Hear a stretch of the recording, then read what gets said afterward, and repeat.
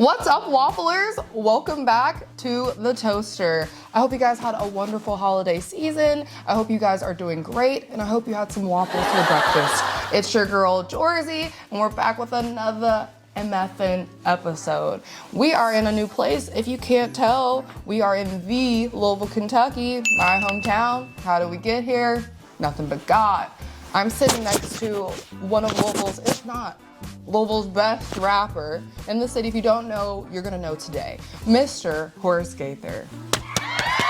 Thanks for having me, appreciate it. Of course, how are you feeling today? I'm good. Yes. You woke up, can't complain. Yes, thank you for coming to The Toaster. Of course. We're so happy to have you. The people are gonna get to know you today, okay? Horace, can you take us back to the beginning? Like, how did you get into music, and what was the turning point where you knew like this is something you wanted to pursue seriously? All right, so I went to school, like middle school, with like a bunch of my cousins. You feel what I'm saying? So That's cool. 6th, 7th, and 8th grade, like all we did was go like to the back of class and just freestyle. That's great. You feel what I'm saying? And when I was freestyling, it was like everybody was like good, but like I was the one who would like not do homework and like actually be like writing raps and stuff like that. So like they was starting to tell me like when I was young, like you gotta actually start rapping. So once I got to high school, that's when I started, you feel me? Bro, like everything looks so good. Like the words, the visuals, all that. So y'all, Louisville, you may know us for Bryson Tiller, you may know us for Jack Harlow, and we definitely have a unique sound. So your flow and your style is very unique in the Louisville scene. What influences have shaped your sound and your approach to music, especially in terms of like lyricism and storytelling? In that sense, I'd say like Kendrick Lamar. He was like, I feel like everybody has their like first favorite rapper they had, and like in 5th grade, when he dropped Good Kid, Mad City, I was like, I don't know, I was in elementary school and I was like, I want to be a rapper. Like in the back of my mind, I knew I wanted to be a rapper just because how vivid he was able to like tell stories. And I have so many stories in my life to where it's just like, I gotta find a way to bring this story that I've experienced to life. And I think that like he was the best at doing it. He really is. Yeah, Is that your favorite Kendrick album? It switches, I ain't gonna lie. When I was young, that was my favorite album. And when I was real young, I didn't like To Pimp a Butterfly at all because I didn't understand it. Yeah, I didn't understand. I was in 8th grade when it dropped, so I didn't get it at all. But now it's like To Pimp a Butterfly is my favorite album. You feel me? And it switches like to Damn, and I mess with the album now. And it's a really, catalog, man. Louisville has a rich musical history. How do you feel the city's culture has impacted you? I think it's everything to me. You feel what I'm saying? I think that to be able to dive into the culture that you grew up around and represent that's like the biggest thing that I want to do with Louisville. Because like it or not, like as much culture we have, we not in Atlanta or New York or California to where we don't have a bunch of people who are representing where we from. Exactly. So I want to be, that's why I like have a song called New Black Jockey, because I wanted to represent like, you know, this is what we got in Louisville, and it's like we have so much. We do. But you know, it's like it's all about just taking pride. True. In where we from. Are there any local artists or movements that like inspired you earlier? Like not Kendrick, but like Louisville based. Yeah, I'd say like Bryson Tiller for sure. Like being in middle school and like seeing him blow up, it just always had me think like, oh, someone in the city did it. I can do it. You feel what I'm saying? Absolutely, and you're definitely doing it. Appreciate it. Yes. And on top of that, you have like, this ain't local, but he from the city, like Static Major.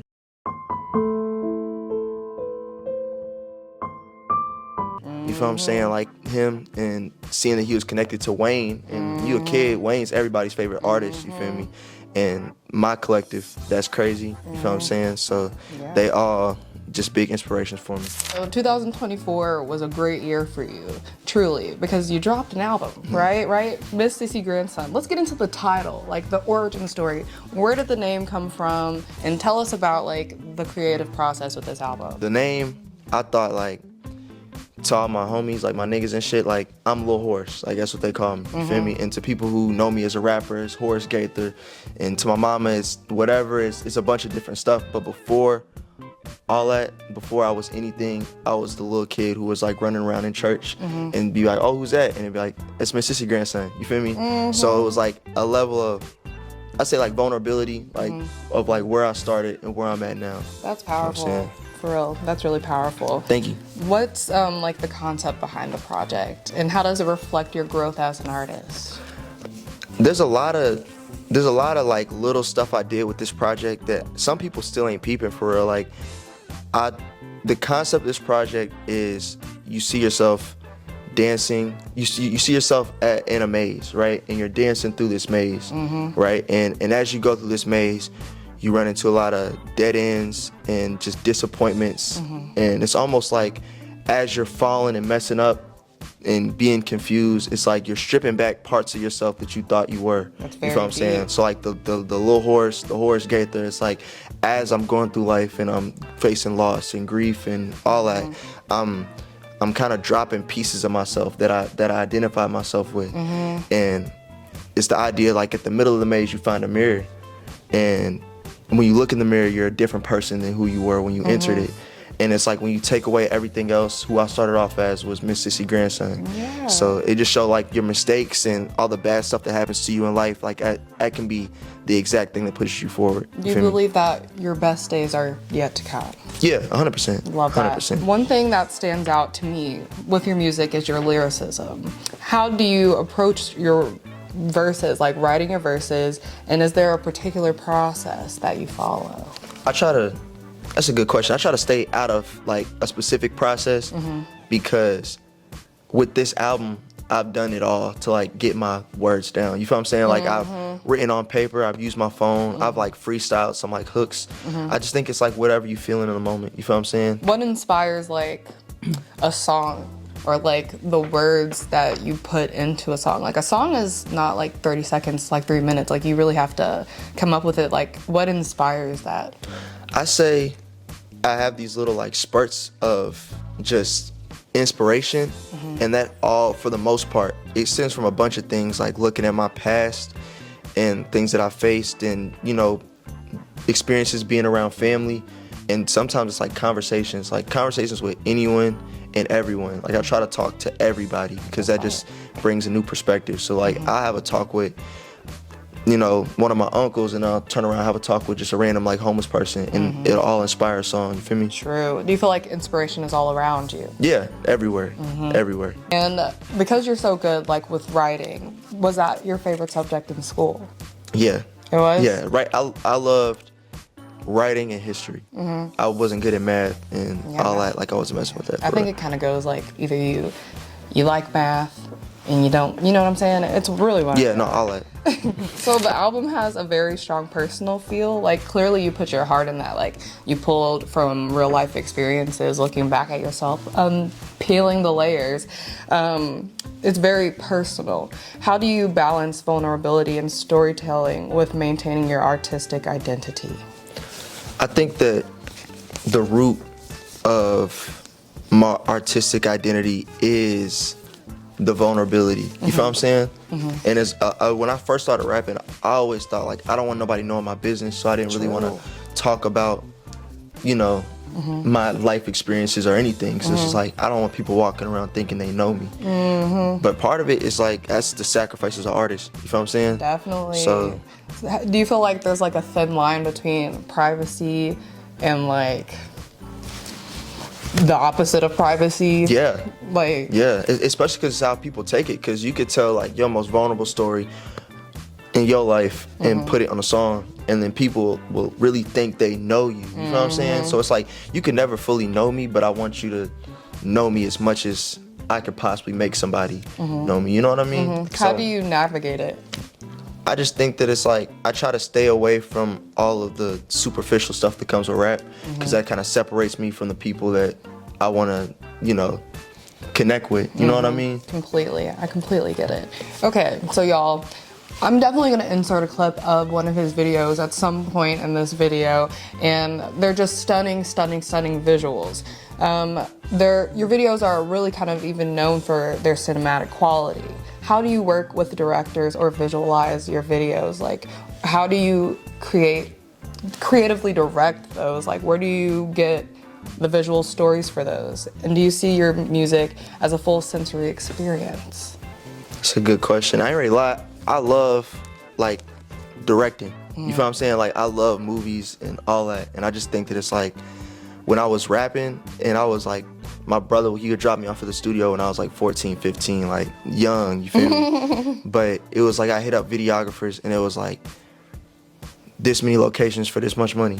And I just always would like look at the videos of like the rappers that I really looked up to, and I was like, that's not how they doing it. They having concepts and all that, you feel what I'm saying? So I wasn't gonna wait on a label or nobody to like bring that to life, especially because I feel like in the city, you didn't really see it that often, like videos at that level. And when it comes to directing, like I look at directing like I just get inspiration from my own childhood, and the director that I work with is Jared Kunish, and I think that we clicked because I'm able to have my ideas and I can call him at 2 in the morning and we could talk about ideas for 2 hours. That's fire. Because we really care about like the finished product, you feel me? Yeah, I love that. So one of like your earlier videos, or at least your very first Instagram post, is the video for Gotta Go. And it stood out to me, like the concept, the raincoats. Like, where did you get that? That really set shit off. I ain't really lying. That's what I'm saying. Yeah, like, that's really for real. Like that kind of like that you're here now type stuff. Yeah, that was like the start of like I realized like, okay, this whole like taking videos to another level thing, like that's where I feel like I did it for the first time. You feel me? Yeah, that's really kind of what sets you apart from other local talent, for real. Appreciate that. Like, how did you come up with that concept, and how do you think it impacted people? Honestly, when I wrote Gotta Go, I was just thinking about different things because at the time I was leaving like my old school I was at, and then I was thinking about the loss of my aunt, and it was just a bunch of different things that's like leaving something and going on to the next thing. You feel what I'm saying? Whether if it's like you lost a person or a relationship, or if you like physically moving, it all had that same feeling. Exactly. So I was in the car with one of my homies and we were just chopping it up at like just a random time. We were just chopping it up and he was thinking like, we were saying like the boats and all that would be hard. He's the other creative director on that video, my homie Malachi. He was like, yo, it'd be hard if we like had like a boat or like we had like a sailor thing, you feel what I'm saying? And then at first we like, yeah, it would be hard, but like how are we gonna make it happen? Then I'm just like, when I get dead set on something, I was like, I'm gonna find a way to make it happen. So I was like, I went online and I ordered a bunch of just, you know, raincoats and all that. And then I was like, I just looked up boat rentals in Louisville. You feel what I'm saying? That was so good. Never been on a boat before. I just was like, that is funny, but no, that video was fire. Appreciate it. Do you think music videos are becoming more important in today's industry, especially for artists like you who are pushing boundaries with your visuals? Yeah, I think it's definitely becoming more important, and I'm glad it is because I grew up off like MTV and like watching music videos all day. 106 and Park Countdown. All that, you feel what I'm saying? So it's like with videos, it's like if I have a concept for a project or a song or whatever, I want to do as much as I can to bring that concept to life. True. Whether if it's how I dress in the album cover, to the music videos, to skits in the songs, like I'm gonna take every single aspect I can to really push a concept. True. You feel what I'm saying? So it's just like music video is just another way that people, I feel like it'd be real beneficial to take that opportunity. You feel me?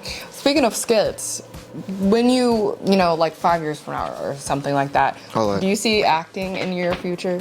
Yeah. Yeah. Do you know like any dream collabs you'd have? Like with actors? Music, with music, a dream collab, I'd say, other than Kendrick, I would like to work with Isaiah Rashad. Yeah, I mess with him heavy. He's very good. Yeah, those are definitely rappers I want to work with. And just music-wise, Paramore. I mess with Paramore heavy. Yes. Yeah, so this may be a controversial question, but we must know, the people gotta know. Top 5 rappers. Oh, all right, yeah, I got you. I thought it was gonna be something like crazy. I was like, you ain't talk to me about you ain't tell me about that. Top 5 rappers all time, and I ain't gonna say in like a specific order. Kendrick, Nas, Andre 3000, Tupac, and I know I'm missing somebody. I was missing somebody I'm thinking about earlier. I'm gonna say Earl Sweatshirt. That's a solid list. Yeah, Earl Sweatshirt. I'm not mad at that list at all. Yeah. That's a good list. Okay, who would be number 6? Number 6, Horace Gaither. Love that, and that's what it's all about. So diving into, you know, family, personal life, values, you know, you put it all, we know you're a family person. You miss Sissy Grandson. 100%. 100%. Family seems to play a major role in your music and your life. Can you talk about the influence your family has had on your career and the person you are today? 100%. I think family was my first support system, you feel me? And most of the experience that I talk about with any like rap, anything, it's like I was raised towards like your cousins are your first best friends. I had like cousins who were like living with me, you feel what I'm saying? So I was living with cousins on top of my siblings and all that, you feel what I'm saying? So we just always had a really big house, you know, and they kind of really doubled down on my identity with like the music that they was playing and, you know, how they talk and all that, you feel what I'm saying? Like I grew up, like the reason I bought grills because my older brother had them, you feel what I'm saying? So family was like my biggest inspiration when it came to my lyricism, how I write, and just like seeing that today, it's like they understand that and they relay that support. So as I've stated like earlier in the interview, you're easily one of the best rappers in Louisville right now. Appreciate it. Do you feel like the local rap scene is evolving, and how do you see your role within that movement? I'd say, yeah, it's definitely evolving. I just think that, like I said, like pride and where we come from should be like number one. Like that should be like at the forefront of like everything going on in Louisville rap. And that's where I feel like I could help the most, like uplift everybody regardless of what sound you are. Like I'm trying to take Louisville culture and just put it in front of everybody's faces. Literally. All that. Do you have any advice for like the kiddos out there who want to be an artist, you know, but maybe their mom's telling them, go be a doctor? Do you have any advice for those guys out there to, you know, motivate them? Yeah, my advice is like, at the end of the day, you can't waste your own life trying to please nobody else. That's you feel real. what I'm saying? I always thought like, it was this Denzel Washington video, and he was like, when you on your deathbed, you gonna be surrounded by the ghosts of like the dreams you could have brought to life but didn't. That's deep. And you gonna be the only person that gotta deal with that. So it's just, my people's always supported me, but just with teachers and it was weird how teachers always got a problem with kids who want to be rappers. Like, man, you a teacher. But that's crazy. But yeah, it's like, you know, I gotta deal with the regret of not chasing my dream, not used. And being a creative and like really, you have to bet on yourself like every day. And it's not always easy. What keeps you motivated? I genuinely just think I couldn't do anything else. Simple as that. Like, you know what I mean? Yep. Like, I think that's like age appropriate thing. Like, I don't want to be rapping at 60, but like this is what kind of gives me life. You feel what I'm saying? I love that. Yeah. So I just couldn't see myself. There's days obviously where I'm not motivated, but it's less about motivation. It's more just about how much passion I have for music and art. You're growing. You're kind of blowing up. We can say that. Do you see yourself staying in Louisville for long? For, I guess, as you know, long as I need to, but I don't want to limit myself to where opportunities might take me. You feel what I'm saying? Absolutely right. All Yes. that. And what do you think that Louisville needs to do more to support artists, like specifically rappers?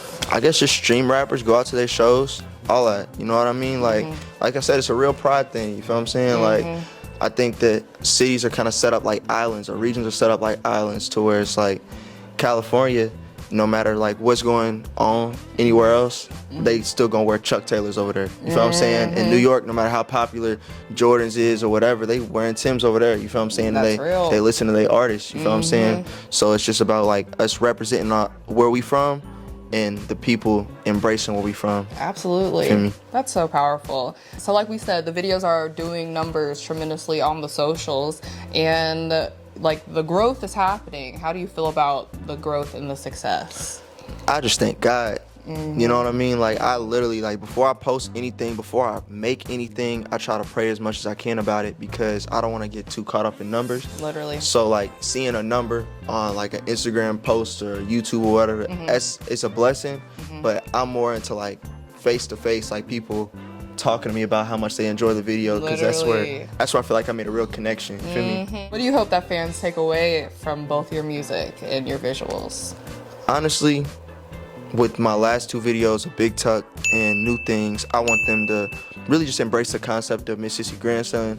But like you said, like artists who might want to start making music realize like you can do this too. Like you don't have to have a big studio in Atlanta or California or whatever to really make good art. You feel what I'm saying? Because guess where we at? We in my mama crib. You feel me? Yeah. Keep going, guys, for real. All right. And I've just got a few more questions for you.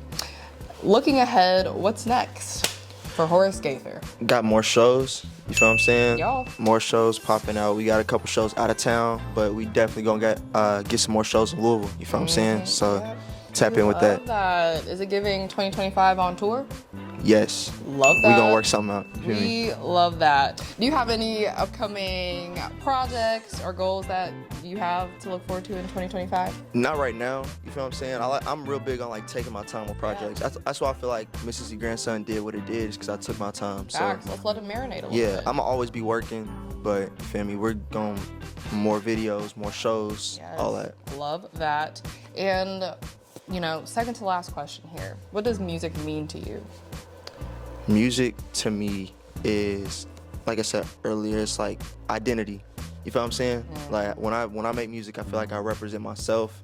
I represent where I come from. I represent my family. Like everything about me can be represented through music in a way that just words won't really do. You feel what I'm saying? Literally. Powerful. Music is everything. And finally, what would you want your legacy to be in the rap game and as an artist? How do you want to be remembered by your fans and your peers? I guess someone who took realness and authenticity, you feel me? And put it in the faces of people who need it. You feel what I'm saying? Especially like right now during a time where everything's about like just content and just, you know what I mean? Just something real and authentic. I want to be the person to bring that back to the culture that we call hip hop. You feel what I'm saying? That's beautiful. That's powerful. Well, Horace, before we wrap this up, please tell the people where they can find you, where they can find your music, all that. You can find me at Horace Gaither on all social platforms and on all streaming platforms, Horace Gaither. And check out my new album, Miss Sissy Grandson. Stream that, y'all. All right, guys, so that's our wrap on episode 4 of The Toaster. Horace, it was a pleasure. It was wonderful getting to know you, y'all. And I hope y'all enjoyed getting to know him as much as we did. Make sure y'all have a wonderful rest of your day and eat some waffles for dinner. See y'all.